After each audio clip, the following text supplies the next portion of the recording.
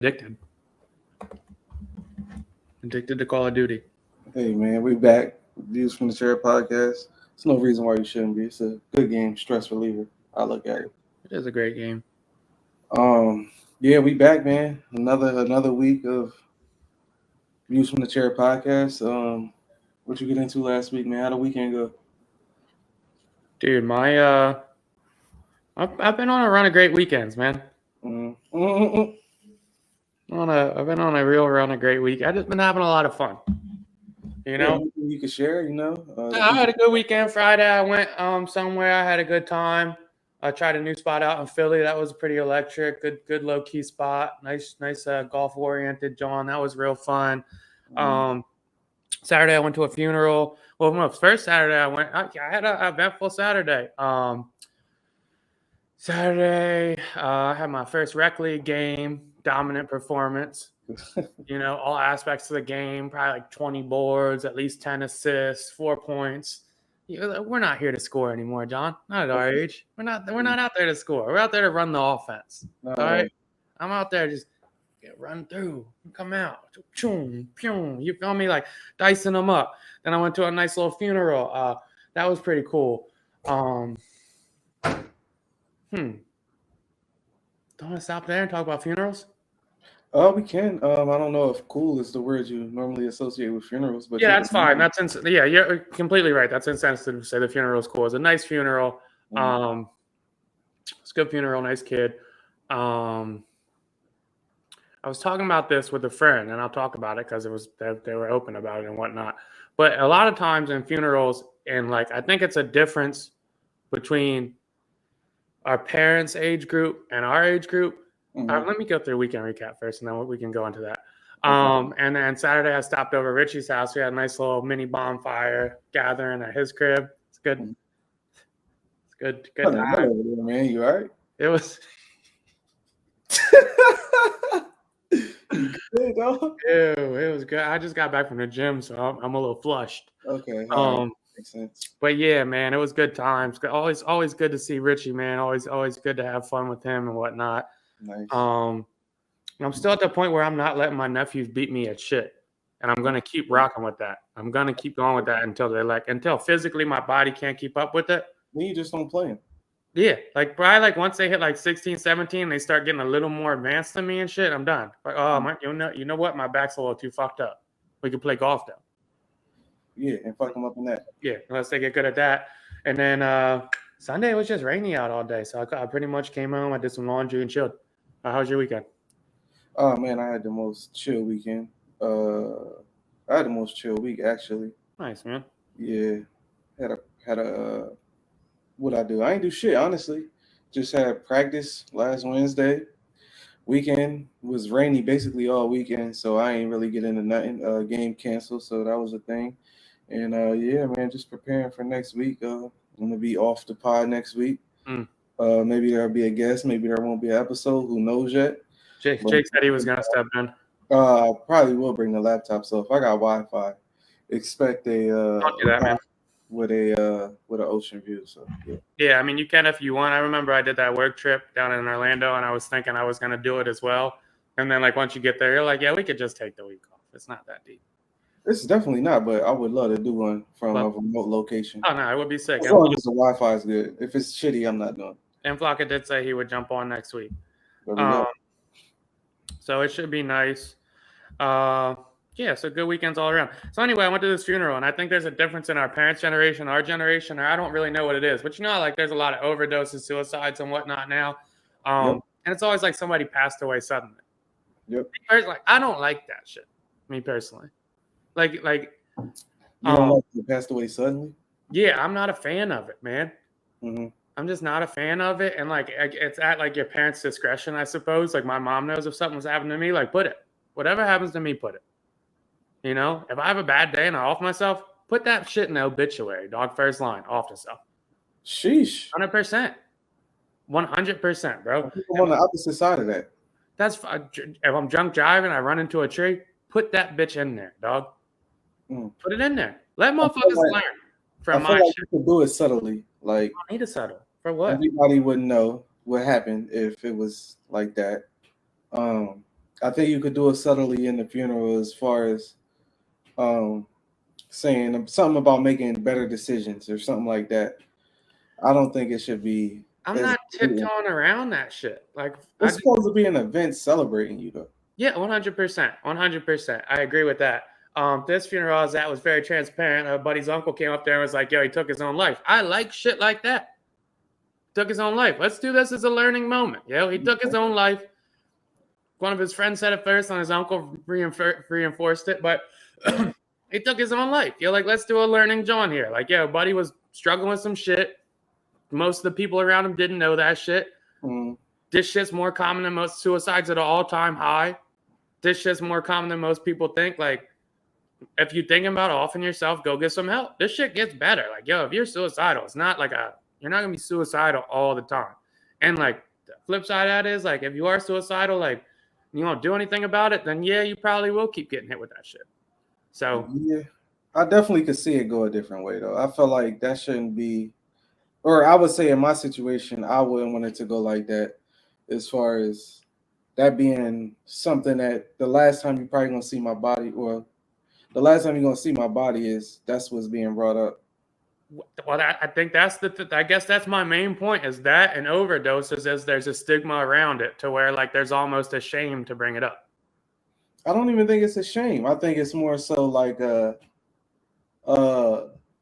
let's talk about the positive. We could talk about that shit any other time, but today let's talk about the positive. Let's let this shit be a good remembrance of me. Yeah, it's good to get the message out, but just like when somebody's sick, I don't think you just go all the way. Like, I think people talk about it when they're sick, though. When somebody dies of cancer, they'll be like, they fought to the last day, or they did, like, they'll say shit that's very abundant. Okay, so would you be opposed to that? They at the funeral of a suicide or whatever it is, and they say they fought to the last day? Yeah, I mean, that would be fine. I guess my thing on this would be it's preventable. So like I would rather my death not go in vain because we're tiptoeing around it. Not to say that it's going in vain if you are tiptoeing around it, but that could be a very, like, I'm sure in that funeral, because it was packed, there's probably 100 or so people in there. I'm sure statistics say, I'm sure 15 people in that bitch were depressed. Close to it, at least 10. Okay. So, like, let's not sweep it under the rug. Yeah, like, there is different ways you could go about it. Or same way with it, like, if you go to an overdose funeral. There's more people in that bitch with addiction right now. Go get some. I think though, and not even on this specific funeral, but if everybody knows what the certain person died from or passed from, I feel like we would know. Okay, so are you more on the people at the funeral or people close to him saying there's other options, or are you more on the, like, let's have a discussion about this shit? I guess the discussion would lead to there is other options, right? Yeah. I don't think it could. I don't think. I feel like a discussion would be more than, like, okay, this shit's over, and at the repast, now let's have a talk about it. Because everybody doesn't go to the repast. Some people just come to see the funeral, view the body, and keep it moving. Then you got the repast where you actually mingling with people, talking, blah, blah, going on and on. I feel like there would be more appropriate than we over this woman or this man's body, and we talking about a flaw of his or hers, and this is going to be something we remember from this day when it's the last, like I said, it's the last time you're about to see this dude. And I guess that's the difference in our perception of it. Yeah. Is I don't look at it as like a flaw. Okay. Either one. Okay. I don't think either one's a flaw. Addiction's a disease. Depression's a disease. I'm saying just fall into it. Then, Yeah. okay, if you don't look at it as a flaw, then what would you call it? It's a disease. You're not going to say somebody has cancer has a flaw. No. That's a sickness. Okay. I mean, okay. If that's how it's classified, that's how it's classified. Scientifically, they're both sicknesses. Yeah, I'm rocking. If that's what it is, that's what it is. That's fucking. I'm just saying in those instances, I would try to refrain from that at the last time we celebrating this person, and yeah, especially if No. And I mean, look, I get it because it really is at the parent and the family's discretion. Like, however you guys want to champion it or like do it, whatever, more comfortable. But if I was to die in that fashion, Front Street. Yeah, I will say I get the funerals I have been where people have failed to those type of things. I get on, and it's just me. Maybe it's something I gotta work on, but I get uncomfortable when people bring up the why or how this person passed, and I'm more so on the let's talk about all the shit you remember. Let's talk about the funny shit. Let's talk about the good times. Let's talk about X, Y, and Z. I would rather a funeral start turning into a more so a celebration of the life. Like, let's talk about the good. Like, if somebody gets shot and killed, I don't want to hear about him getting shot and killed. I know he got shot and killed. I know she got shot and killed. Okay, Let's fair talk enough. about the good days we had where this motherfucker made me laugh or this person helped me, even though they was troubled. They helped me in a trouble situation. More shit like that. It just and other side, like, and this doesn't pertain to this particular funeral I was at, because it didn't happen. But if I die and anybody gets up there and says this was God's plan, get them the fuck off the stage. But that's what I'm saying. Shit like that. And I mean, everybody there, yeah, it's probably in a religious place, but everybody at a funeral isn't religious. Everybody doesn't believe in those beliefs. No, So don't God plan me. Even things like that, like you just, like I said, I would just try to keep it more so on the happy, celebrate. Let's be strong for this person. Let's remember them how we remember them. Let's not remember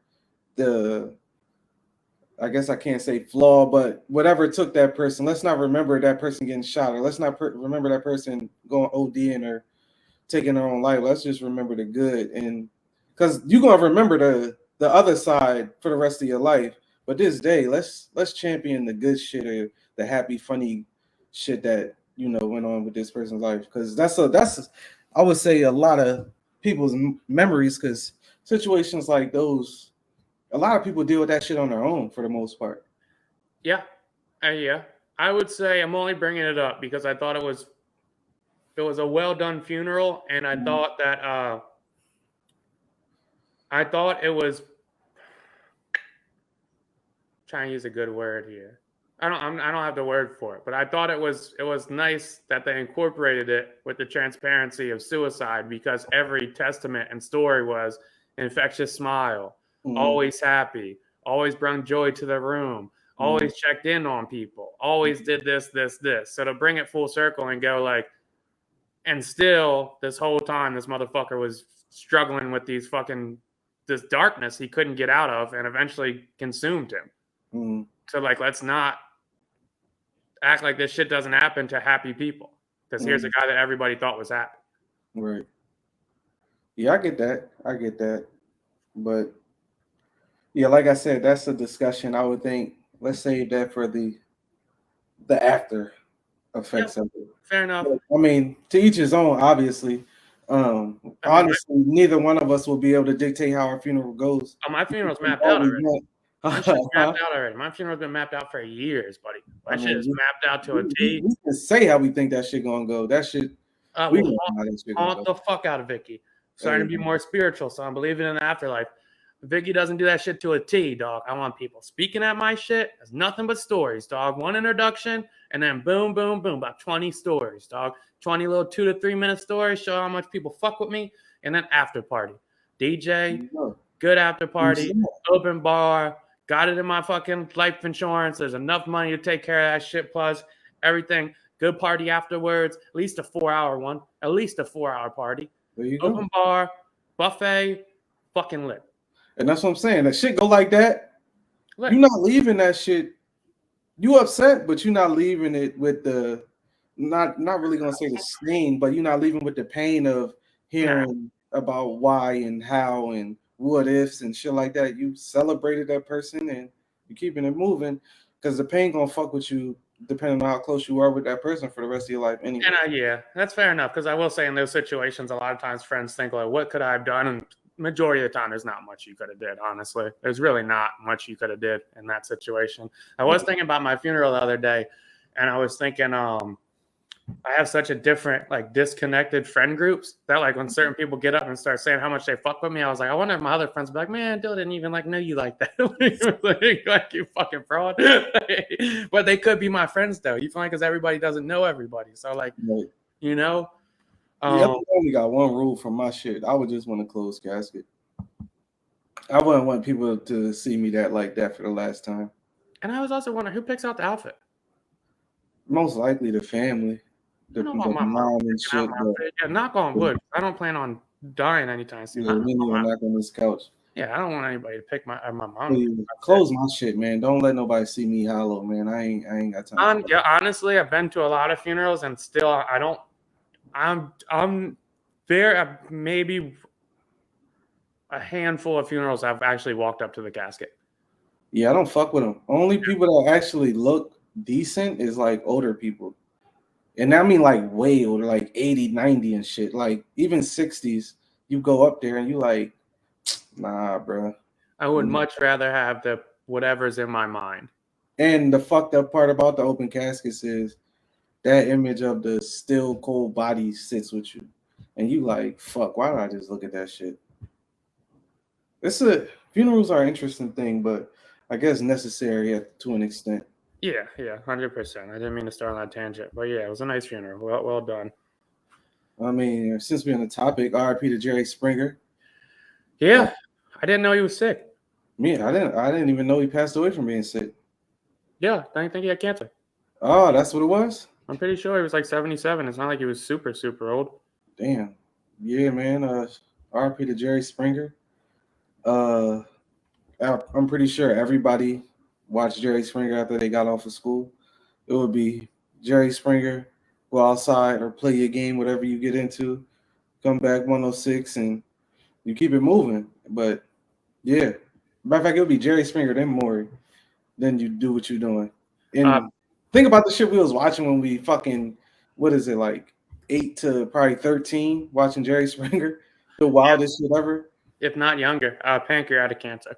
Damn, that's fucked up. Yeah, always fun fact because I saw a doc on Jerry Springer years ago, and I never knew he was the mayor of Cincinnati before he started his talk show run. Didn't know that. Yeah, it's crazy, right? He was a politician before he got into his talk show run. And then I saw an interview, I want to say it was the Breakfast Club, and he was talking about like, he was funny, but he was pretty much talking about like the perception that he ruined TV, and he was like, Doug, the shit you guys look at on your phone every day, on Twitter and whatnot, is way worse than what I was showing on TV. Nah, that's a fact.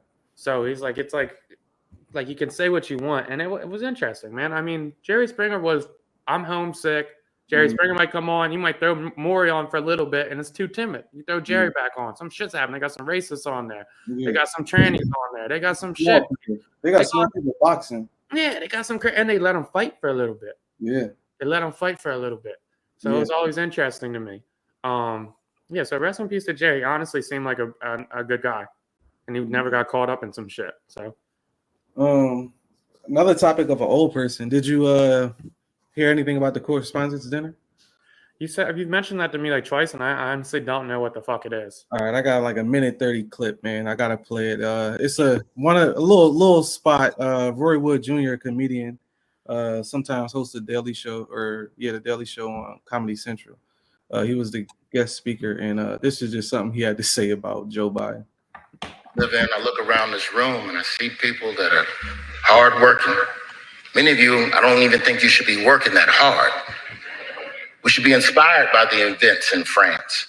They rioted when the retirement age went up 2 years to 64. They rioted because they didn't want to work till 64. Meanwhile, in America, we have an 80-year-old man begging us for 4 more years of work. Begging.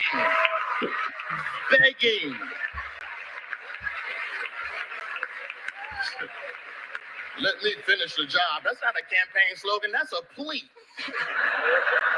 Let me finish it. I do wish you the best of luck on the campaign trail, Mr. President. A lot of things that you're going to have to navigate, a lot of hurdles. You've had quite a few scandals. You know, we know about the documents, we know about the laptops, but there's been no scandal more damaging than the scandal of Is Joe Biden awake?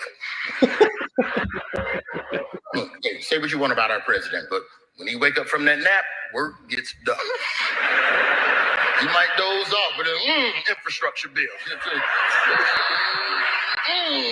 Student loan forgiveness. We free Brittany Griner, free Brittany Griner. That was, Roy Wood Jr. putting on a master class at the Correspondence Dinner.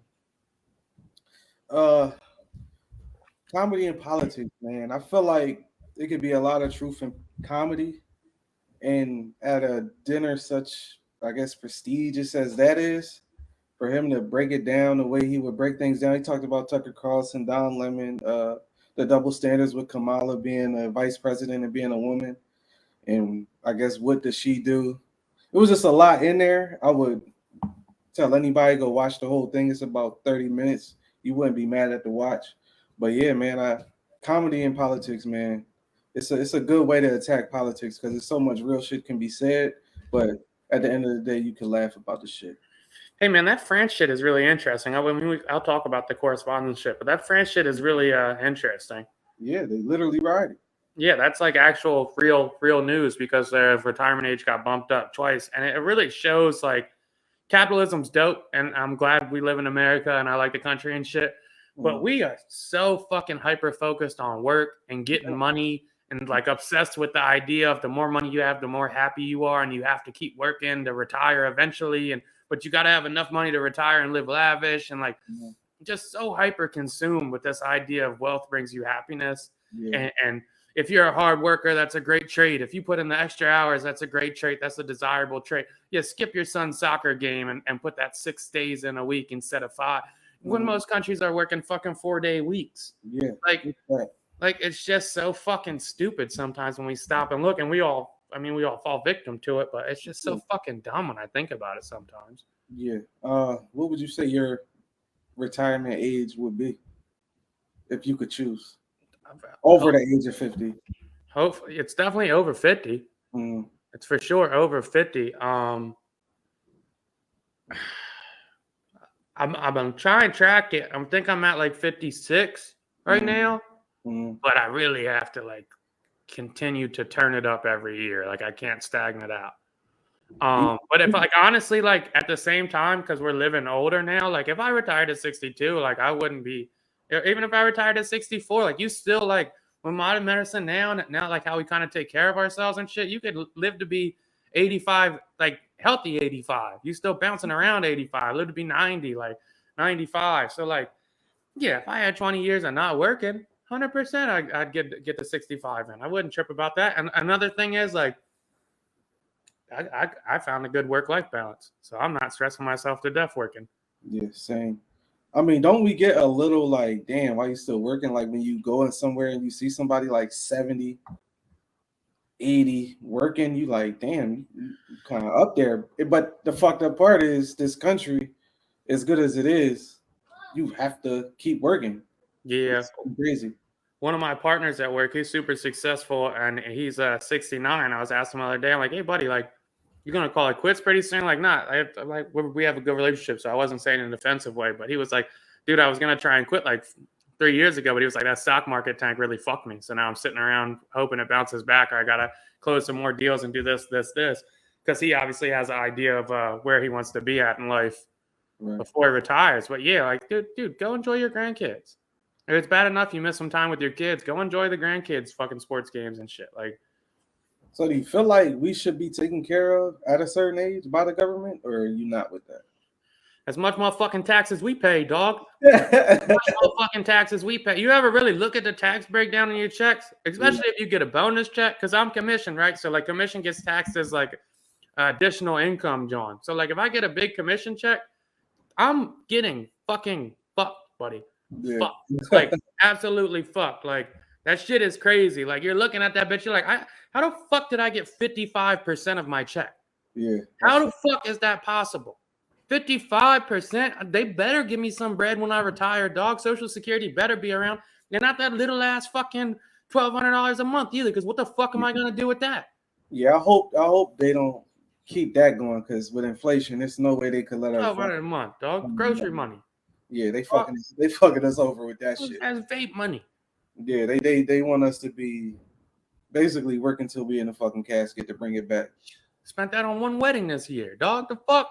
It's fucked up out here, man. What the fuck is we doing, dog? No, I hope we can retire. But no, I like the It looks like Joe Biden was a good sport about it. I love the jokes that have a little truth to them, and I also like the people that are aware enough to laugh at it. Because honestly, like Joe Biden, if you realistically think about it, right? Joe Biden, if he thought there was a good candidate behind him that could win, and he agreed with him in some sentiment or what's it called, I feel like he would bow out. Oh, I doubt it. I feel like he would bow out. You think he's just been waiting his whole life for this? I just don't see anything in history that shows a Republican or a Democrat bowing down to another Republic, to somebody of the same party so they could run. But they've never been this old. Yeah, but also I think they would look at it like a sign of weakness, like, what, you don't think I can win? I think it's a lot of pride involved, especially when you're the president. Why would you be like, yeah, I'm going to get this up? You only get 8 years. You only get 2 terms. He might only have 8 left. That's possible. And it would be fucked up if he passed in office. It could. What's the average age for a guy? Like 78? What's he, 77? Like, that's a realistic fear to have. He's up there. And like you said, he was a good sport, but it was definitely some truth in them fucking jokes. Like, well, I mean, yeah. I mean, it's just like, that's where we're at in politics, to where either way, whoever wins, because it looks like the 2 candidates might be Trump and Biden again. Whoever wins, a legitimate fear is that they can pass an office from old age. Yeah. And that's where, we need to revamp politics a little bit and get some fucking new people in there. Yeah, I think it was definitely refreshing when Obama got in office. He was pretty young and pretty sharp as well. So he wasn't catching him off guard with shit and somebody stopping the whole press conference because he's fucking out of it, zoned out in that moment. I wonder at what age do you start to lose brain function? I mean, if you seen Joe Biden driving a car, what would you say? Like, come on, bro. Like, if Joe Biden picks you up in an Uber, are you happy about it? No, I think you passing on that Uber. Like, real shit, though. Like, real shit. If Joe Biden picks me up at 2 a.m. in an Uber, I'm not dozing off on the way home drunk. No. I'm one eye open, like, yo. Nah. Like, you asking to take the wheel, like, yo, you got that? You straight? Yeah. You see? You want me to handle that? Yeah, you sober up real quick. You would feel mad bad he was working that old. Yeah, like yeah, you were like, this is crazy. You got to do this to survive. Like, the fucked up part is you wouldn't even talk to him while he's driving because you don't know if he could do 2 things at once. You could try and talk to him. His ass probably couldn't hear you. I'm trying to tell him and look at you while he's supposed to be driving. Like, bro, come on, dog. Yeah, man. No, that shit is different. No, that's funny though. What was I gonna say to you? Oh, Jack Harlow dropped a new surprise album. Okay. Did you get a chance to listen to it? I did not. I heard good things about it. I sent you the fucking link. I listened to the song. Come on. And that shit was definitely some Kendrick Lamar, J. Cole type of thing you would expect from them. I wasn't expecting that from Jack Harlow. I thought it was fire. The song was going, huh? I thought that song was fire. Yeah, that's what I'm saying. I would expect it from Kendrick or Cole. I wasn't sure where the song was going with a title like Gang, Gang, Gang. So I'm like, okay, I know he's not about to talk about no shoot 'em up shit. So where is this going? And it took an interesting turn. And yeah, it was, I guess, a difference for me. That's the only song I heard on the album. All right, there's a few songs I'll send you that you should listen to. Overall, it's a good body of work. And I like, this is the all right, so here's the conundrum here with white folk. If you're my kind of white, you don't necessarily root for the white rappers. Mm-hmm. You kind of look at them like they're corny and you expect them to be corny. Mm-hmm. But they do get the general white fan base from it, right? Like they do get the overall pop fans and whatnot. He speaks on that on the John a couple of times. That song was really interesting. There's another song called Blame on Me where he talked from 3 perspectives. His little brother is his brother and his dad's brother. And it was kind of like the domino effect of trauma from like relationships within family. So it was a very like introspective, in-depth album that I wasn't expecting from him. I didn't know he had that kind of like, because he's more of like a comedian kind of rapper, like let's get the bitches kind of rapper to me. So I thought it was very interesting. It was a good body of work. That Gang, Gang, Gang song I thought was, fuck it, I'll say, I thought it was amazing. I thought it was a really good song. I thought the story. Did you like Mr. Morale and the Big Steppers? I did. I thought it was a good album. Okay. Is this This was easier for me to digest because how short it was. It's only a 28-minute album, 10 songs. Okay. So it's easier to follow. Just wanted a little clarity to see how you felt. No, I listened to Kendrick's album. That was I told you when we did the year wrap up. Kendrick's whole album was in my top 200 played for the year for the most part. And I thought that song he did about learning the offensiveness of certain words when his aunt is a stud was an amazing song. I thought that, like, I like songs like that. Okay. So I thought it was very interesting. So to hear Jack Harlow go with the chorus, like, ride for my dog, die for my dog, and then it breaks down to, okay, now I found out my friend's a rapist. Okay, I found out my other friend's a child molester. And here's people that I thought were brothers to me. And now I'm realizing as I get older, that people you had these strong bonds with as a kid can turn out to be pieces of shit. And we all see that. Yeah. And it is a crazy realization, especially at his age. I think he's like 24 or something like that. That's when it happens. Yeah. And you're like, oh, shit. Like, yeah, we did play 1,000 basketball games together, but you're a fucking scumbag. Yeah. Like I said, I ain't hear it. I will listen to it. I was definitely surprised to see Jack drop an album out the blue, first off. Yeah. I seen the cover the day before. I'm like, oh, I guess this motherfucker just doing photo shoots and shit. I thought it was for some White Man Can't Jump shit. Next thing I see, I'm on Tidal and I see an album. I'm like, oh, I get that a listen, but I ain't listened to it that day. I've been in my R&B bag lately. But yeah, I did that for the last 4 months. Yeah, I will listen to it. I think you'll like it. I don't know if you'll love it, but I think you'll like it. I've never listened to a full Jack Harlow album, so this is the second one because I listened to the last one because it had a lot of hype, and obviously it just not my kind of music. Like, he had 1 or 2 songs on there I thought it was like, and I remember Kyle said the album before that was better. I didn't really listen to it like that, but it's that album to, like, we don't have similar listening styles, but like we've got a core like agreement on what good albums are, and it's the John where the artist that's bubbling and gets to his not peak like artistry. Pimp a Butterfly, basically. It's the realization that everything I wanted isn't going to make me happy album. To Pimp a Butterfly. That's what it is. A moment in the career where it's like either my fans are going to rock with me or they not, and I'm about to find out with this album. I'm realizing that I'm wealthy, I'm famous, every girl wants me, and now I realize the strain that's in my family's relationships, or the shit I took for granted that now I don't, or like these different friendships that fall apart now, and like all this different shit that you glamorize the idea of success, and then you get it and go, it's kind of empty and shallow. And I mean, from an artistic perspective, you gotta applaud Jack for even trying to do it. We're not trying, putting out an album like this. Yep.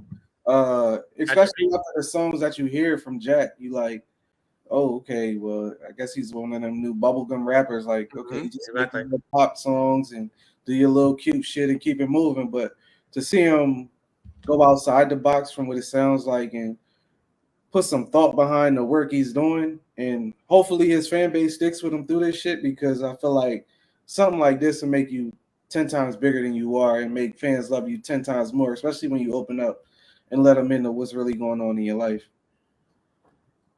And shit, just the art of storytelling has been lost with the newer generation. Older rappers still do that shit, but I'll say from like 17 up, probably like the past 5 or 6 years, the art of storytelling is going down drastically. And I don't know what happened, but with the artists that have came out within that span, I'm saying, yeah. So it's as a rap fan, I do like to hear a rapper telling stories, talking about personal things in their music, especially when you at that level. I mean, because to be realistic, the poppy shit doesn't really hit us. Like, if we're going out and whatnot, we want to hear the trap shit and the drill shit and whatnot. Like, I'm not really going to Jack to hear that shit. I'm not going to listen to what's popping like that. You know, like, is what it is. But I thought it was a good album. Way to not be stuck in the box, Jack. Way to go. And like, yeah, credit for him for getting outside of that and saying, hey, I'm about to put the White Man Can't Jump out, John, and I got a point to prove. You know, I keep listening to interviews about as Lil Dicky because Dave's back out, season 3. I don't know if you ever got into it. Yeah, I watched the first season. Did you like it? Yeah, it was cool. It was something to watch. It wasn't like, oh my gosh, this is the best shit ever, but it was good. Yeah, the second season's way better. Second season's a lot more serious. I've been watching the third season; it's still really good. But I've been watching this, and Little Dicky's very adamant on he's a great rapper. So I've been going back to some of his old shit, and I feel like it's just, I don't know, like technique wise, yeah, he's a good rapper, right? But like, I don't know.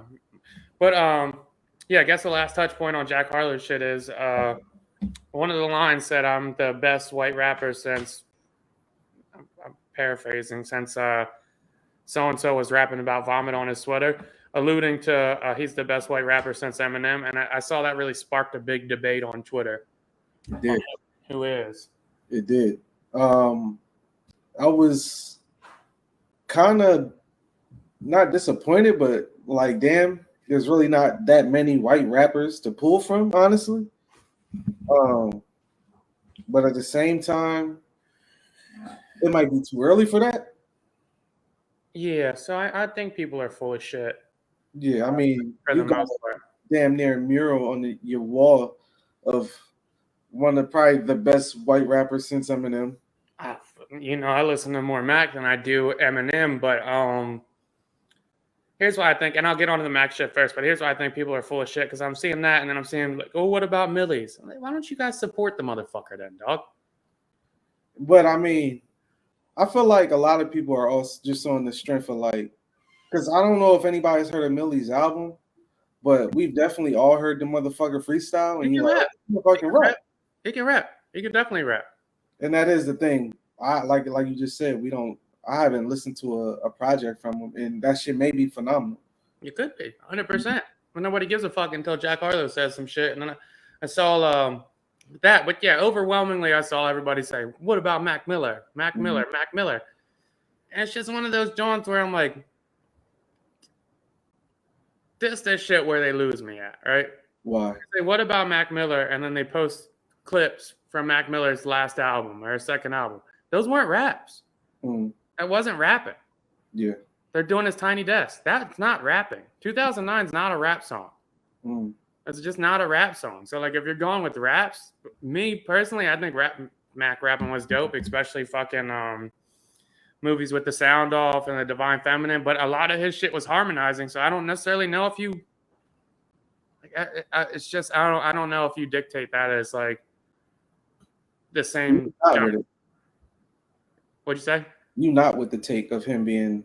Oh, Jack Harlow's not a better. I don't think he's a better rapper than Mac Miller at all. When I heard Mac Miller on Currency's mixtape, a song called Money Shot, I believe I played it as a sleeper before. That's when I was like, oh, this motherfucker rap. As much as you would listen to him, and you know how stubborn I am with music, like, I ain't listen to that shit. But when I heard him rap with Currency, I'm like, oh, this motherfucker really rap. So I'm like, all right, bet this shit hot. And then I tuned in after that, but. Yeah, I wouldn't say he's better rapper than Mac at all. I just thought the examples people are using is stupid. Like, if you're gonna go rapping, then you can do the watch the movies with the sound off. You can do Good AM. You can do the Macadelic mixtape. It's fucking swag. Is Jack better than Paul Wall? Rapping wise? Yeah. Yes. Okay. Yep. Okay. Yep. I feel like Paul Wall got a couple iconic verses. Well, does he make better songs, or does he make? And then if you go better songs, and does he have more hits already? Probably. Maybe. Paul Wall could rap. Don't get me wrong. Paul Wall could rap. Paul Wall did have hits. If you asked me this last week before this album, I would say no. Okay. But that's the thing. I gotta hear this. There's a different dimension. There's a different ability it takes to do the self-reflection raps. And do them where they don't sound forced. It's just tough. Yeah. And that's why I like Mac a lot. And that's why I like this Jack album. Well, yeah, he wasn't fucking with Mac. I think a lot of people are also looking for that next Eminem. And I think people are failing to realize there won't be another Eminem. Well, here's the flip side of that is if there was a next Eminem, people wouldn't like him. Not in the sense of rapping the way Eminem raps, but a rapper that you actually saying he's the best rapper, like, because nobody's saying Jack is the best rapper. People were in that time where there's DMX, there's Jay-Z, there's Nas, there's 50. People saying Eminem is the best rapper, and we not debating this shit. and people could get it off. You could argue that. Yeah, I don't think you could argue Jack Harlow is the best rapper out. I saw on Twitter saying top 10. DJ Drama said he's in the top 10. I mean, I would hope DJ Drama. Some people are reinforcing that, like, yeah, this is proof. I don't think he is, but I don't think there'll ever be another rapper, to your point, that obviously won't rap like Eminem, but I don't think there'll ever be another white rapper that's in the top 5 for anybody. Or just in the conversation alone, like, this is the best motherfucker rapping out. And I don't think there'll ever be a white rapper that could transition from pop hits to Renegade and back and forth. I just don't think that'll ever be a thing. Yeah. And I don't think there's really any rappers that do that now except for Drake. That do what? That can transition from actual pop songs to serious raps. There's really not. There's not rappers that are putting out "Hi, my name is" and then going into fucking like Guilty Conscience. Drake hasn't even went that far though. What, Hotline Bling. Hotline Bling. That's what I'm saying. Hotline Bling, like Hold On, I'm Coming Home, like all these different like. I ain't gonna Hold On, I'm Coming Home. Okay, the little like Jamaican wine John he did, like yeah, like he's done pop Johns, like fucking Club Going Up, like he's done pop songs. He ain't putting Drake and Eminem class with that shit. But I'll say Eminem probably the only one that got that shit off at that level. It's crazy. Yeah, he's definitely probably the only one that got that wacky poppy shit off. And then could be in a serious rap conversation where you're like, yeah, but did you hear him on Renegade with Hov? And it was also like to give, not to take away from Eminem, but it was also a little more accepted from his fan base. The little wacky, quirky shit. Like it didn't take away from his seriousness as a rapper. Right. And he also wasn't portraying the biggest, baddest motherfucker either. Yeah, so 100%. I feel like that was easy for him. 100%. I agree. Where else were we gonna go with that? Which one you want to hit next, man? I mean, are we finishing out with sports? I got a few left. Hit them. You want to just go into the Joe Budden? Yeah, let's do it. Because I have two of them. So Joe Budden, I was like, all right. So we were just talking about this before we got on, but Charlamagne and DJ Envy did the $1 million worth of game interview, and they alluded to how much money they made. We talked about that last week. Joe Budden did a whole rant. Yeah. About. I used to look at Charlamagne like, it's Professor X and Mr. Magneto. I used to look at him like Mr. Magneto, like he was right below me. And he was like, I always respected him, blah, blah. And to hear him say they were the richest black podcasters, like, you're not making no money, bro. Like, they're making that much more money than you. You doing all this? And it's like just going on this rant about like how Charlamagne's not his equal now. And I'm just sitting there like, can you not comprehend what the fuck he's saying? Yeah. Which he didn't listen. There's no way he listened. Like what and it's a rant, bro. Like it's a long rant. I heard it. I skipped like a long fucking rant about like, yo, can't believe you're doing this. Like black podcasters, buddy. Podcasters. What the fuck are you talking about? Charlamagne's salary on iHeart is just like $5 million a year, and that's broadcasting. That's not talking about podcast network that he owns or takes half ownership in salary. That's not talking about publishing deals. That's not talking about Brilliant Idiots. That's not talking about movie studio contracts or TV studio Johns. That's not talking about hosting gigs. That's not talking about his Comedy Central show. No. What the fuck are you talking about, Joe? I'm about to host the Daily Show. Like, what are you talking about? I think this is where it's funny because a lot of the shit Roy and Maul would say jokingly at Joe is like they be dead ass serious at the same time. Like Joe is trying to control the narrative. Does Joe have a mass following? Yes. Does he know what he's doing? As manipulative as he is, yes. He's trying to control the narrative. If anybody is halfway tuned into what Charlamagne is doing, you not listening to nothing he's saying. And honestly, if you go back and listen to the $1 Million Worth of Game podcast, Charlamagne didn't even come at him. Charlamagne's the one that said, we're not going to do that shit. We're not talking about that shit. And even the podcast when Wallow asked Charlamagne, who raps better, Gilly or Joe? What did Charlamagne say? I'm not a hater. Joe raps better than you, Gilly. I'm not a hater. What are we talking about? I thought it was such a reach, man. Like and he wants that so bad, and it's actually comical to me because I would carry it the way Charlamagne does and not even give him the satisfaction of responding.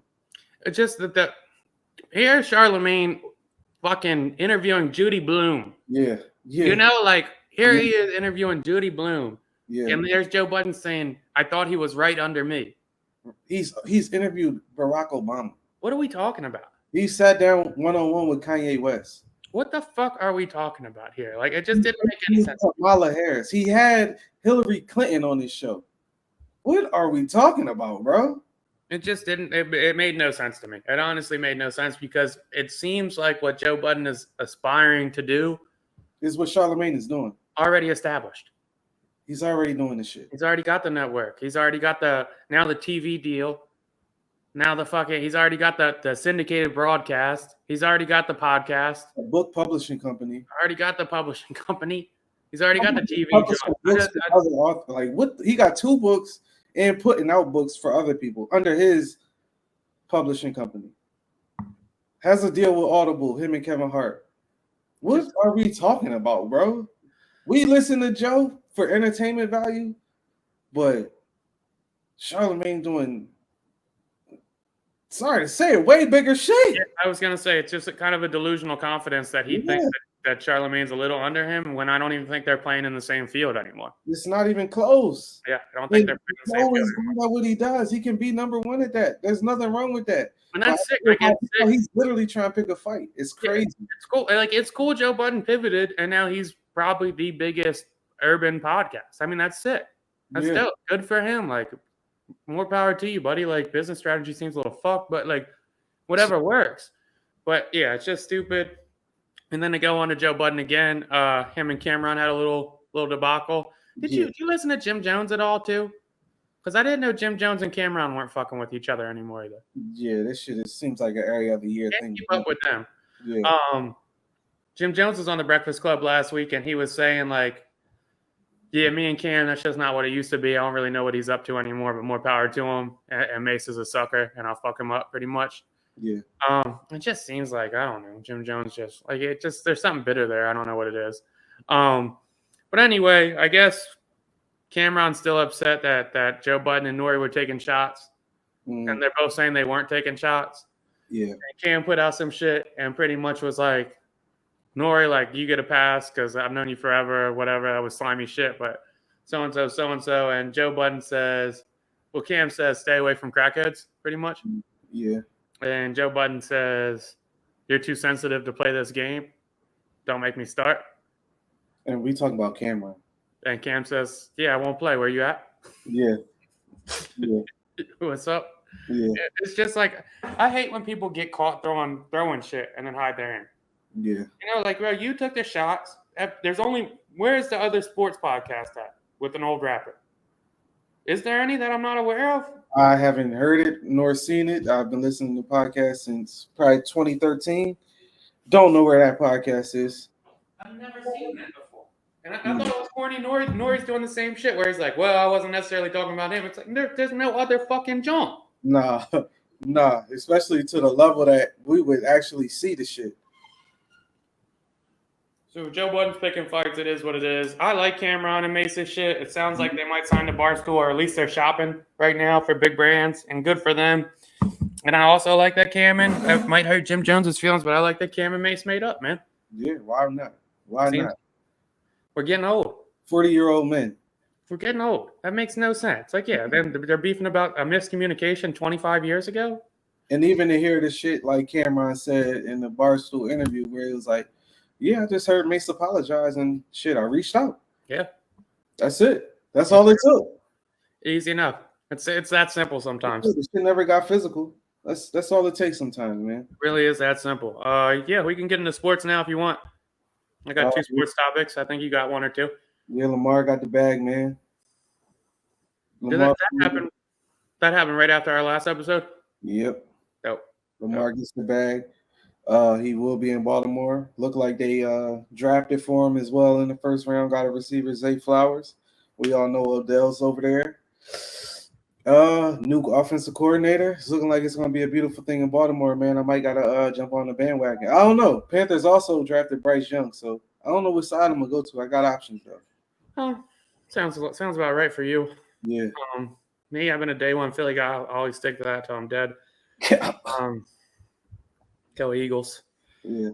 I had a friend that was texting me about Jalen Hurts, and they was like, "It's amazing that his agent, because he's got the all-girl staff, more power to him, but like she's got to get a lot of kudos to that." And then Lamar got signed, and I was like, "It's kind of reinforcing that you don't need an agent. Yeah. Agents don't do much except take." And I don't want to say they don't do much because I'm sure in certain like they probably connect shit. Relationships, yeah. But when you're that elite and you're that top tier kind of talent level, you don't necessarily need an agent. And Lamar Jackson just proved that. Even when shit got rocky, he didn't go get an agent. He held out. He let Jalen Hurts set the market.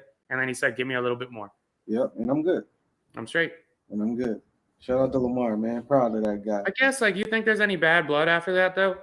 No, because it's a negotiation. We know negotiations ain't pretty. I could take it back to the shop. I had full-blown arguments with vendors coming in trying to sell shit, and I'm like, this is not the price we paying. Full-blown arguments, legit.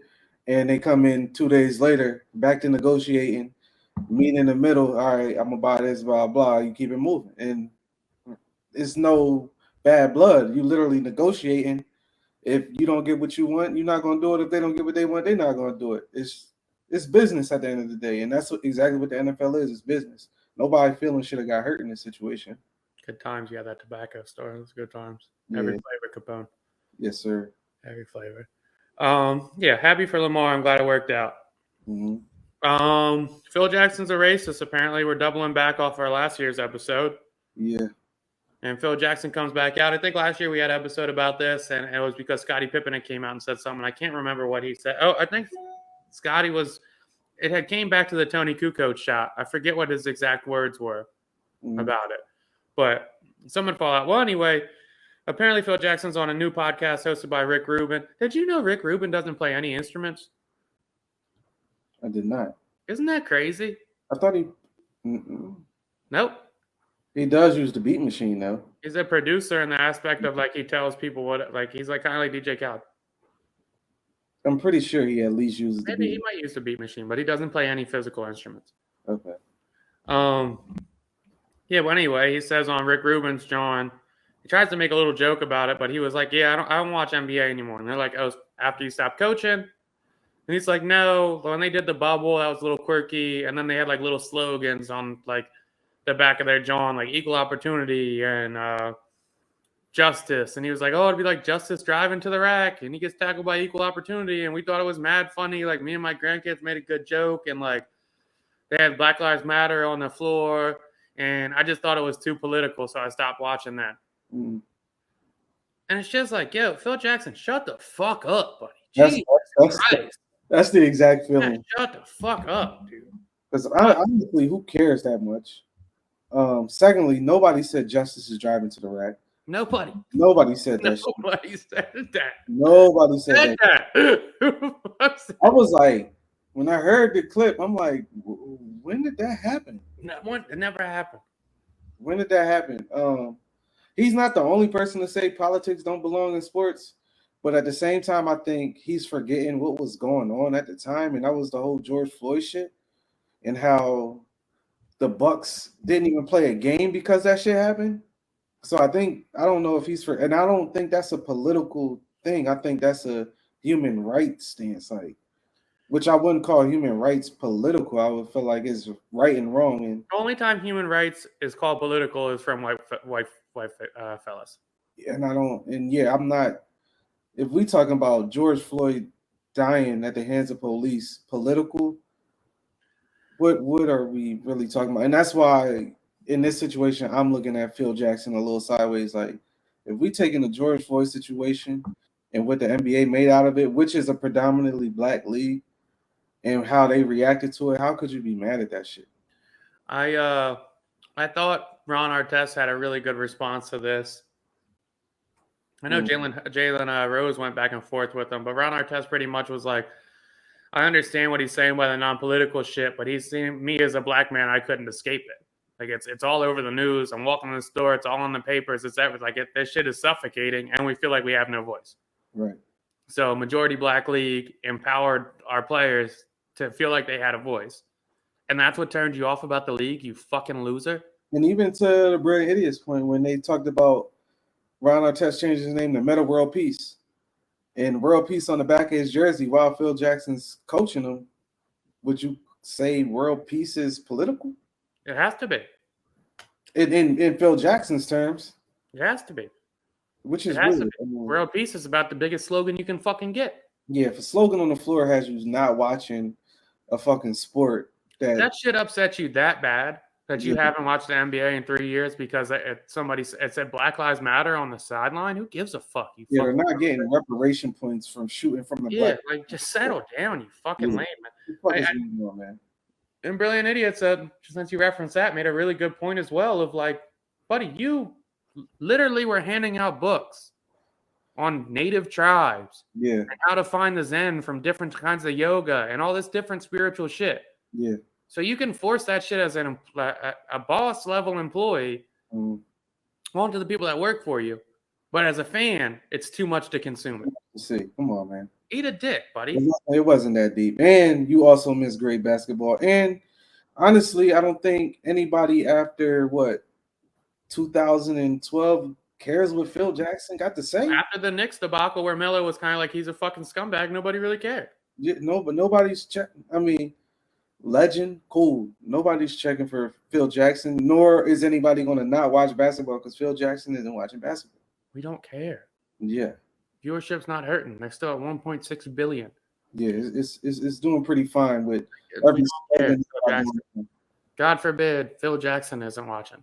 Yeah. Nobody cares. You fucking loser. Yeah. That was a weird stance. Such a weird stance for him. Yeah, leave it at you not watching and keep it moving, man. Yeah, have a blast, buddy. Met Gala was last night. I saw D Wade trending today, so I clicked on it, and the first video I saw was him getting heckled. Him and Gabrielle Union were walking to the car, and I saw heckled. Oh shit! Yeah, it was a chubby white fella while they were walking to the car, and he goes, "D Wade, why'd you mutilate your son?" Oh shit! Yeah, right. So I thought that's why he was trying. Yeah. Damn, that's wild. Yeah. Yep. So he's getting heckled.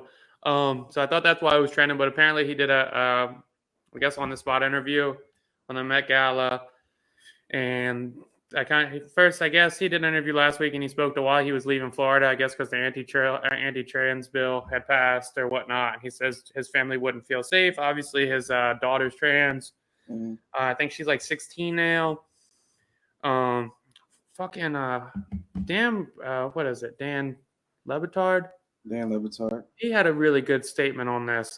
Go watch it if you have a time. But D Wade basically gives an interview at the Met Gala, and he kind of talks about his son's daughter's transition. Not to be insensitive, just not sure.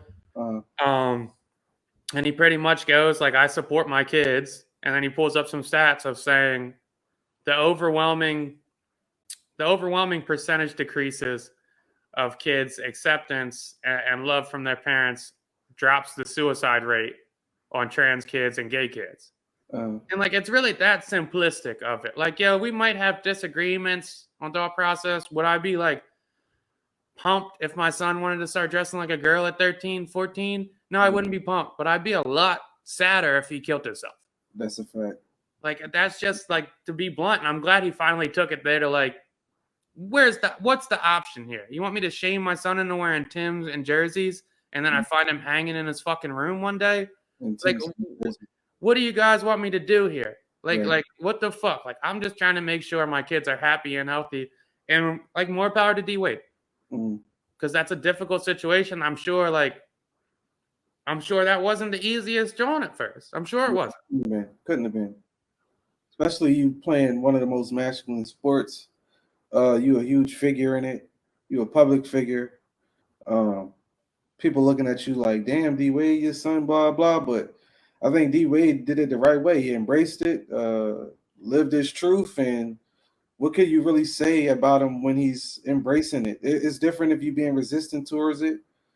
But shit, D Wade took that shit head on and put that shit out to the world as well. And we really don't know the conversations D Wade had with his daughter. We don't. Beforehand. We don't know how long that was brewing. We don't know if he made her go to therapy. We don't know none of that shit. Mm-hmm. But at the end of the day, if it comes down to my kid's happiness, and I vetted the process. I did my research and so, and I'm looking at this shit and I'm going, fucking 2 out of 10, 3 out of 10 trans kids kill themselves. Mm. Yeah, do what the fuck you want.